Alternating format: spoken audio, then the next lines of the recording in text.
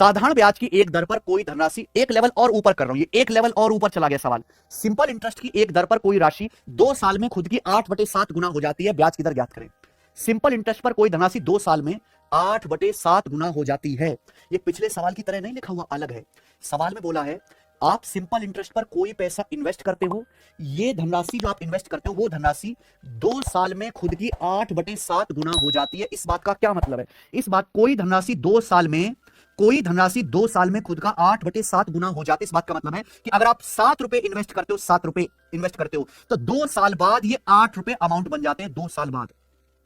ये मतलब है कोई राशि 2 साल में 8/7 गुना हो जाते। ब्याज नहीं बोला, ये ब्याज नहीं बोला, यहां सवाल में बोला गया है कि कोई धनराशि 2 साल में 8/7 गुना हो जाती है। 8/7 गुना होने का मतलब कि 7 रुपए आप इन्वेस्ट करोगे तो 2 साल बाद वो 8 बन जाएगा।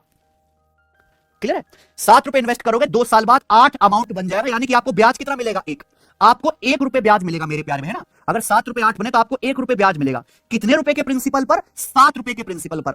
7 रुपए के प्रिंसिपल पर आपको 1 रुपए ब्याज मिलेगा, लेकिन कितने साल में? 2 साल में। कितने साल में बेटे? 2 साल में। 2 साल में आपको 1/7 ब्याज मिला है, 2 साल में। तो 1 साल में कितना ब्याज है? इसको 2 से भाग करना पड़ेगा, तो 1 साल में ब्याज हो गया 1/14। ये ब्याज की दर आ गई 1/14। ये आया है आपका फ्रैक्शन में। परसेंटेज में इसको बदलना सब बच्चे जानते हैं, परसेंटेज तो याद ही है ना।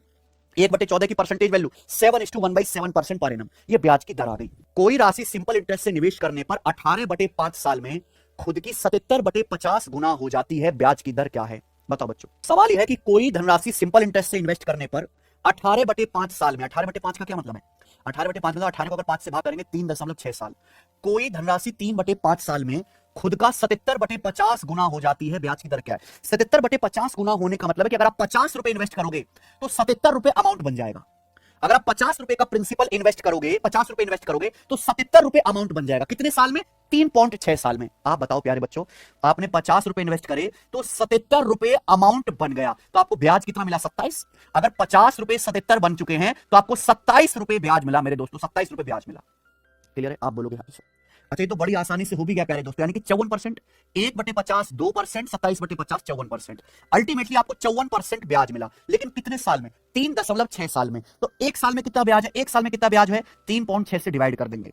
1 साल में कितना ब्याज है? 3.6 से डिवाइड करेंगे, आएगा 36 से कम 36 और 18, 36 पंजे 180, 15%।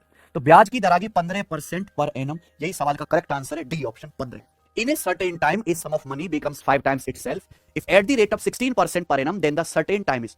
एक निश्चित समय में कोई धनराशि खुद की 5 गुनी हो जाती है, ब्याज की दर 16% पर एनम है, वह समय ज्ञात कीजिए। बताओ समय क्या है?